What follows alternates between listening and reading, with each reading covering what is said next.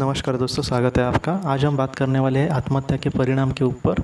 मैंने 2-3 बार, मुझे लगता है कि 10-12 ही वीडियो मैंने शुरुआती में डाले हैं, शुरुआत के सबसे। तो उसके बाद ही मैंने कोशिश की थी कि मैं इस विषय पर कुछ बोलने की कोशिश करूं, लेकिन मुझे क्या पता, 2-3 बार मैंने पूरे श्योर किया था कि बोलूँ, पॉइंट्स भी उस वक्त लिख लिए थे, लेकिन कुछ ऐसा हो जाता था या फिर दिल में 2-3 बार ऐसी कोई बात आई कि मैं इस पर ना बोलूँ या फिर मैं इस पर ना करूँ, तो इस वजह से मैं रुका रहा।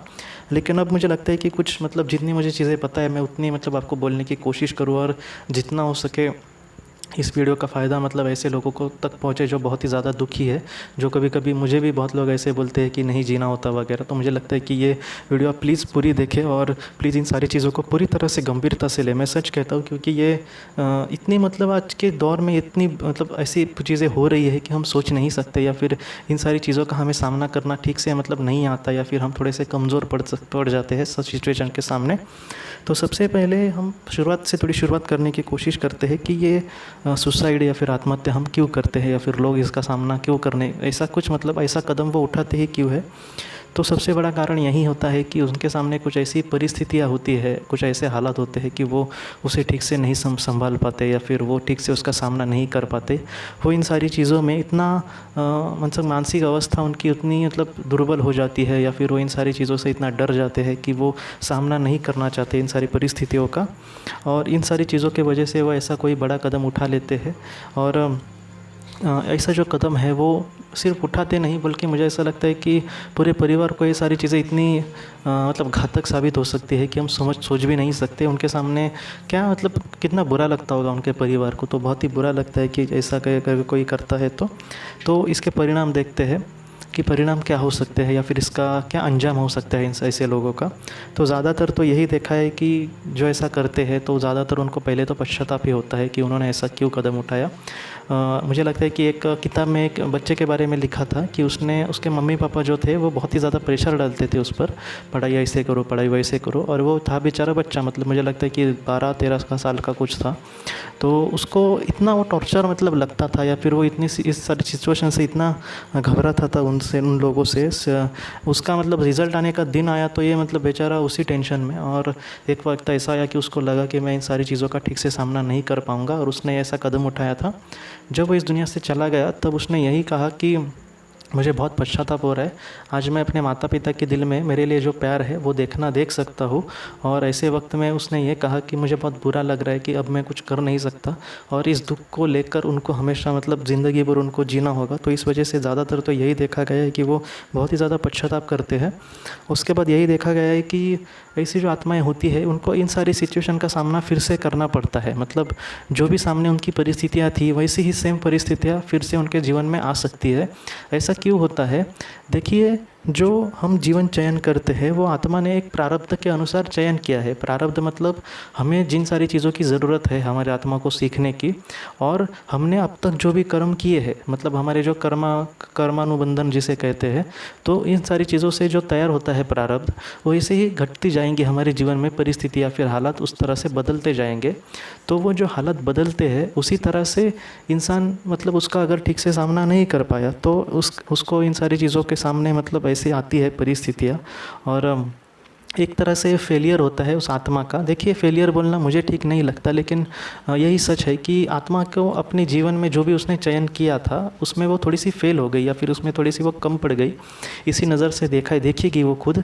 इन सारी चीज़ों को लेकर डर वगैरह की ज़रूरत नहीं है, क्योंकि कोई किसी को दोष नहीं देगा। लेकिन जो चीज़ें हैं हमारे अंदर से ही हमें थोड़ी सी बुरा लगेगा कि उस आत्मा को कि मैंने ऐसा कदम क्यों उठाया। मैं सच कहता हूँ कि इसका फ़ायदा तो कुछ भी नहीं होने वाला। बहुत लोगों को लगता है कि मैं छूट गया, कम से कम इस सिचुएशन से मैं छूट जाऊंगा, इस वजह से मैं इन सारी चीज़ों का अवलंब करता हूँ या फिर ऐसा कदम उठाता हूँ।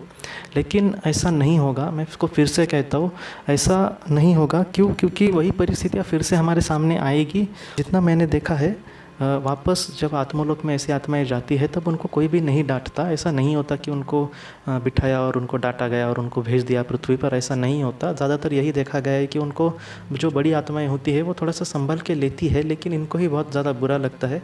और इन सारी चीज़ों का अंजाम क्या होता है? तो इन सारी चीज़ों का ज़्यादातर अंजाम यही होता है कि वो बहुत ही जल्द फिर से जन्म लेती है और इन सारी चीज़ों को, सिचुएशन का सामना करने की कोशिश करती है। क्योंकि वो कहीं ना कहीं उनका अधूरा काम बन जाता है और वो जल्दी से जल्दी अपनी गलती सुधार कर जन्म लेकर इन सारी चीज़ों को ख़त्म कर देना चाहती है। तो ये होता है, इसलिए मैं आपसे कहता हूँ कि इसका फ़ायदा तो हम सच कहे तो कुछ भी नहीं होगा, फिर से वही सिचुएशन हमारे सामने आएगी। इसलिए इन सारी चीज़ों के बारे में हमें सोचना ही नहीं चाहिए। लेकिन ज़्यादातर तो यही देखा गया है कि ज़्यादातर ऐसा नहीं होता कि हाँ तुम्हारे सामने कुछ सिचुएशन बुरी थी और इस वजह से तुमने ये कदम उठाया, ठीक है चलो यहाँ पर आत्मलोक में मज़े से रहो, ऐसा नहीं देखा गया है।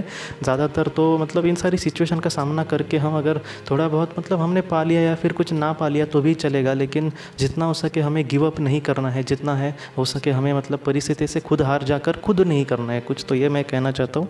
तो ज़्यादातर अंजाम यही देखा गया है कि वो इस तरह से निर्णय लेगा कि वो फिर से पृथ्वी पर आएगा और इन सारी सिचुएशन का सामना करेगा। अब यहाँ पर हम ख़त्म नहीं कर सकते क्योंकि ये सारी चीज़ें सिर्फ अंजाम तक नहीं हैं। मैं ज़्यादातर तो ज़ोर देना चाहूँगा इसके उपाय पर, मतलब इन सारी चीज़ों का सामना हम कैसे करें। मुझे भी पता है कि कोई भी इंसान मज़े में आकर ये सारी चीज़ें मतलब ऐसे कदम तो नहीं उठाएगा, और कितना भी हम कहें हर एक इंसान को अपनी जान कहीं ना कहीं प्यारी होती है, तो वो खामखा खुद की जान क्यों लेगा। तो इसके बारे में अब मैं बोल रहा हूँ कि देखिए, मैं आपसे फिर से कहता हूँ कि परिस्थिति का सामना करना सबसे पहला उपाय यही दिखता है। क्योंकि हम कितना भी बोले कि ये करो वो करो, लेकिन ऐसा नहीं है। जितना हो सके परिस्थिति का सामना करने की कोशिश करना, और मैं फिर से बोलता हूँ कि कभी ना कभी परिस्थिति बदलेगी, आप आशा रखिए।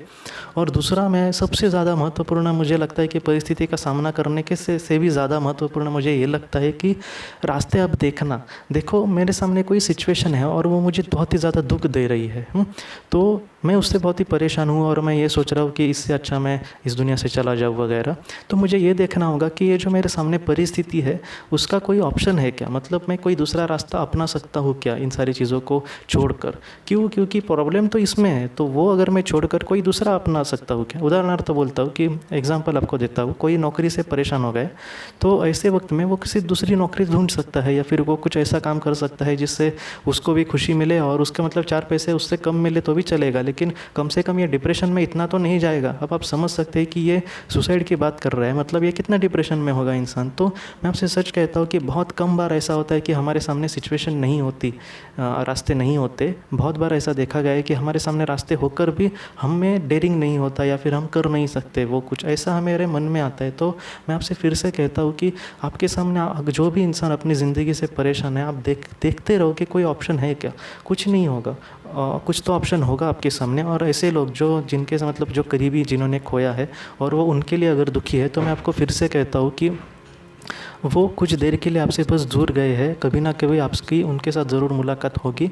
और वो मुलाकात ऐसे जगह पर और ऐसे वक्त पर होगी जहाँ पर आपको कोई भी जुदा नहीं कर पाएगा, जहाँ पर आप उनको अपने दिल की सारी बातें कह सकोगे, उनके साथ आप वहाँ पे रह सकोगे। और उनके साथ ही वहाँ पर हम होते हैं जो हमारे करीबी होते हैं उनके, इसलिए आप उनको लेकर तो प्लीज़ ज़्यादा मत चिंता करना। जो गए हुए लोग होते हैं वो भी अपने पृथ्वी के प्रियजनों को यही कहते हैं कि आप हमारी चिंता मत करना, महत्वपूर्ण है पृथ्वी पर सिचुएशन का सामना करना, आप उनके बारे में कुछ भी मत सोचो, वो बहुत ही अच्छे से है वहाँ पर। हाल ही में मुझे मैसेज किया था एक सदस्य ने, उन्होंने मुझे ये कहा कि मैंने उनसे यही कहा कि वो बहुत ही अच्छे सिचुएशन में है, आप अपने बारे में सोचना और अपने ज़िंदगी का जिस तरह से मतलब आप सफलतापूर्वक सामना करें वो अच्छा होगा। तो उन्होंने मुझे ये कहा कि मुझे मेरी टेंशन नहीं है, मुझे उसकी फ़िक्र है। देखिए, ऐसा अगर कोई सोचता है तो मैं आपको फिर से कहता हूँ कि मेन पृथ्वी का ही जीवन टेंशनिंग है, बाकी वहाँ पर कुछ भी ऐसा नहीं है कि वो टेंशन में होगा। और जो अच्छा है इंसान वो तो कभी भी वहाँ पर दुखी नहीं होगा, मैं सच कहता हूँ। लेकिन प्रॉब्लम है हमारी यहाँ पर, इस वजह से हम जितना परिस्थिति का सामना करें ये महत्वपूर्ण होता है। तीसरा, मैं आपसे कहना चाहता हूँ कि हमसे भी बुरा, मतलब मेरे सामने कोई सिचुएशन है बुरी, तो ऐसे कितने लोग होंगे, ऐसे अनगिनत लोग होंगे जिनकी परिस्थिति मुझसे भी बहुत बुरी होगी। बहुत लोग कहते हैं कि मेरा पेमेंट बहुत ही कम है, समझो किसी को 10,000 पगार है तो वो कहेगा कि मेरा तो 10,000 ही पगार है। लेकिन ऐसे भी लोग होंगे जहाँ पर मैंने खुद ने देखा है, आपको मतलब सच नहीं लगेगा, मैंने ऐसे भी लोग देखे हैं जिनको आज की डेट में, हाँ मैं 10 साल पहले की बात नहीं कर रहा, लेकिन आज की डेट में जिनको 1,500 और 2,000 रुपये पगार है, तो वो लोग कैसे जी रहे होंगे। अब उनको क्या ज़्यादा पगार नहीं चाहिए क्या। मतलब हमसे जो बुरे हैं, मैं आपको ये कहने की कोशिश कर रहा हूँ कि हमसे जो बुरे हैं उन ऐसे लोगों को देखो, और कुछ भी नहीं, कोई भी नहीं मिल रहा तो कम से कम जो अपंग या फिर जो बेचारे चल नहीं सकते, जो देख नहीं सकते, ऐसे लोगों को हमें देखना होगा कि वो कैसे जी रहे हैं। हमारी सिचुएशन मतलब कभी ना कभी मैं यही सोचता हूँ अपने बारे में, जब मैं दुखी होता हूँ तब मैं यही सोचता हूँ कि मेरी सिचुएशन या फिर हमारी सिचुएशन कभी ना कभी बदल सकती है, कभी ना कभी ये बुरे दिन ख़त्म होकर बहुत ही अच्छे दिनों की शुरुआत भी आ सकती है। लेकिन वैसे वो लोग बेचारे क्या करेंगे, लेंगे। हम सोच भी नहीं सकते, वैसा अगर दुख हमारे सामने आया तो हम सोच भी नहीं सकते कि किस तरह से पहाड़ हम पर बरसेगा। तो इस तरह से मैं आपको कहता हूँ कि हमसे भी जो बुरे हैं अवस्था में, उनको हमें देखने की कोशिश करनी होगी। और बाद में मैं यही कहूँगा कि हमें खुद पर भरोसा करना चाहिए। देखिए, आपकी जो सिचुएशन है, आपके सामने जो सिचुएशन है, वो बदलने के लिए अगर सबसे बड़ा कोई हीरो है तो वो आप ही है। आपके दो जो हाथ है और आपका विचार आपको इन सारी सिचुएशन से पूरी तरह से बाहर निकाल सकता है। बहुत बार लोग इस तरह से मतलब दुख में डूब जाते हैं कि उनको लगता है कि मैं कभी भी इन सारी चीज़ों से छूट नहीं पाऊँगा या फिर मैं कुछ भी नहीं कर पाऊँगा। मैं आपको फिर से कहता हूँ कि स्वामी विवेकानंद जी ने कहा था कि आपके अंदर ये ऊर्जा का इतना बड़ा स्रोत है कि वो सूरज इतना बड़ा स्रोत है, बस उसको कहते हैं ना कि उसको हमने देखने की और उसके इस्तेमाल करने की ज़रूरत है। इस वजह से अपने आप पर हमें भरोसा रखना होगा, कभी भी खुद को ना कम समझना भाई। क्योंकि कभी कभी ऐसे भी लोग देखे हैं कि भारत में भी ऐसे कुछ उदाहरण है कि एक अंधे इंसान अपनी कंपनी खोल सकता है, एक जो चल नहीं सकता इंसान वो ओलंपिक में गोल्ड मेडल जीत सकता है। तो आप समझ सकते हैं कि ऐसे लोगों ने कुछ ऐसा करके दिखाया है कि जिसके बारे में हम सपने भी नहीं सोचते, मतलब सोच तो नहीं सकते, लेकिन शायद मुझे लगता है कि सपने में भी नहीं सोच सकते। इसलिए मैं आपको कहता हूँ कि खुद पर हमेशा भरोसा रखो, कभी भी ऐसा ना समझो कि यही हमेशा होगा। या फिर बाद में ये मैं आपसे कहना चाहता हूँ कि ये जो वक्त है वो भी कभी ना कभी जाएगा। जो भी हमारी ये बुरी अवस्था है या फिर ये जो भी बुरा वक्त है वो भी कभी ना कभी ख़त्म होगा, आप आशा रखिए। मैंने एक बार आपसे कहा था कि मेरा आजीवन कारावास नाम की एक किताब है सावरकर जी की, विनायक दामोदर सावरकर, जो क्रांतिकारी, बहुत ही बड़े क्रांतिकारी थे। वो जब अंडमान में थे, बहुत ही उनके सामने इतनी बुरी अवस्था थी कि वहाँ पर अंडमान के नाम से 10-10 खून करने वाले गुंड, जो बूढ़े लोग वगैरह होते हैं, वो भी डर जाते थे। मतलब आप समझ सकते हैं कि कितनी बुरी अवस्था वहाँ पर थी। और वहाँ पर इतनी बुरी अवस्था थी कि वहाँ पे ठीक से खाना नहीं मिलता था, जो खाना मिलता था वो बहुत ही बुरा, एकदम बद से बदतर खाना मिलता था और बहुत ही ज़्यादा उनको मेहनत करनी पड़ती थी। लेकिन धीरे धीरे वहाँ की भी सिचुएशन इस तरह से बदल गई कि हम सोच भी नहीं सकते। इसलिए मेरा आजीवन कारावास ये किताब आप ज़रूर पढ़िए। अगर आपको किसी को पढ़नी है तो ज़िंदगी की रोशनी में मेरे साथ एक बार संपर्क करें। तो मैं आपसे सच कहता हूँ कि ये ऐसी जो चीज़ें हैं, अभी मैंने आपसे कहा कि हमसे भी बुरे लोगों की सिचुएशन को देखना, और उसके बाद मैं आपसे कहता हूँ कि ये भी दिन जाएंगे। आप आशा रखिए कि कभी ना कभी कुछ अच्छा होने की आशा रखिए, या फिर कुछ ना कुछ अच्छा सचमुच होगा। मैं आपसे कहता हूँ ना, सिर्फ आप चलने की कोशिश करो। एक बात आपसे मैं कहना चाहता हूँ कि जो कभी कभी हमारे जो अपने लोग होते हैं या फिर हम जिन पर भरोसा कर सकते हैं, ऐसे लोगों को आप अपनी प्रॉब्लम बता सकते हैं, जिसकी वजह से आप थोड़ा सा हल्का महसूस हो सकते हैं। कभी कभी हमारे दोस्त होते हैं बहुत ही करीबी, या फिर भाई बहन वगैरह होते हैं, तो ऐसे लोगों को भी आप बता सकते हैं कि मेरे सामने जो सिचुएशन है उसको मैं किस तरह से हैंडल करूँ, या फिर मैं ठीक तरह से हैंडल नहीं कर पा रहा इन सारी चीज़ों को। तो ऐसे वक्त में वो आपकी हेल्प कर सकते हैं। देखिए, मैंने अब तक जितना देखा है कि क्या होता है कभी कभी कि हम चीज़ें बोलते नहीं, हमारे मन में मतलब छिपा के रखते हैं, या फिर उसको बोलते वक्त हमें थोड़ा सा डर लगता है, या फिर कभी कभी कुछ लोगों को शर्म लगती है। देखिए, आपको ज़रा भी डरने की ज़रूरत नहीं है। जो आपके विश्वासु लोग हैं, आपके जो भरोसेमंद लोग हैं, उनको आप ये सारी बातें बताइए और उनको कहिए कि आप थोड़े से प्रॉब्लम में हैं, आप उनको कोई रास्ता दिखाए वगैरह। तो इन सारी सिचुएशन से मतलब आप कभी ना कभी ज़रूर बाहर निकलेंगे, आप यकीन करें, और इन सारी चीज़ों को लेकर आगे बढ़े। बाद में मैं आपसे ये कहना चाहता हूँ कि भरोसा रखो। देखिए, बहुत बड़े बड़े संतों ने या फिर साईं बाबा जी ने भी कहा है कि सबूरी रखो। कुछ ऐसे पल आते हैं जो जिसे हम तूफ़ान जैसा समय कह सकते हैं कि हाँ, बहुत ही बुरा समय है, लेकिन उन सारी चीज़ों से भी कुछ ना कुछ अच्छा होगा। जिस तरह से तूफ़ान जब आता है तो वो सब कुछ उखाड़ कर ले जाता है, या फिर पूरी दुनिया को तहस नहस करके जाता है, लेकिन वो जाने के बाद भी एक नई दुनिया का बसेरा हो सकता है। इसलिए मैं आपसे कहता हूँ कि आशा रखिए, कुछ ये भी दिन जाएंगे, या फिर भरोसा रखिए कि एक नई दिन की शुरुआत होगी और बहुत ही अच्छी वो दुनिया होगी। और मैं आखिर में यही कहूँगा कि भरोसा रखिए ईश्वर पर। मुझे पता है कि एक एक प्रॉब्लम, मतलब एक एक लोगों के ऐसे प्रॉब्लम होते हैं कि वो मतलब भगवान को दोष देते हैं, या फिर हम मतलब यकीन नहीं कर पाते कि भगवान हमारे साथ है भी कि नहीं। लेकिन मैं आपसे हाथ जोड़ कर कहता हूँ कि कहीं ना कहीं भगवान पर भरोसा रखें कि वो हमारे सामने जो भी पल है जिसके वजह से हम इतने दुखी है कि हम इतना बड़ा कदम उठाने के बारे में सोच रहे हैं, या फिर हम कैसा कुछ कह रहे हैं, तो आप ऐसे वक्त में थोड़ा सा भरोसा रखिए कि ये सारी चीज़ें बदलेंगी, और सर्वशक्तिमान सर्वशक्तिमान ईश्वर इसको बदलने के लिए पूरी तरह से सक्षम है। इन सारी चीज़ों को हमें बहुत ही गंभीरता से देखना होगा, और यही करने की कोशिश करनी होगी कि मैं अपनी ज़िंदगी में कुछ भी हो लेकिन इस तरह से कदम नहीं उठाऊँगा। देखिए, इसका मैं बहुत बार कभी वैसे लोगों को मैंने देखा है, इसलिए कहता हूँ कि क्या होता है कि जाने वाला चला जाता है, लेकिन उसके परिवार को हमेशा ही उसका दुख रह जाता है। जो गया है वो भी सुखी नहीं रहेगा, वो आत्मलोक में जाएगा वो भी दुखी रहेगा। उसके सामने भी ऐसी सिचुएशन आएगी कि वो फिर से वैसे ही जन्म का चयन करेगा। ये जो मम्मी पापा उसके होंगे या फिर उसके परिवार वाले जो होंगे, वो हमेशा अपनी ज़िंदगी भर इन सारी चीज़ों का पश्चाताप करते रहेंगे कि हमारा बेटा नहीं है या फिर जो है नहीं है। तो ऐसी चीज़ें होती है। इस वजह से मैं कहता हूँ कि एक कदम कितना मतलब कितने लोगों को दुख दे सकता है। वो सबसे ज़्यादा तो दुख हमें ही मिलने वाला है जो करेगा इन सारी चीज़ों को।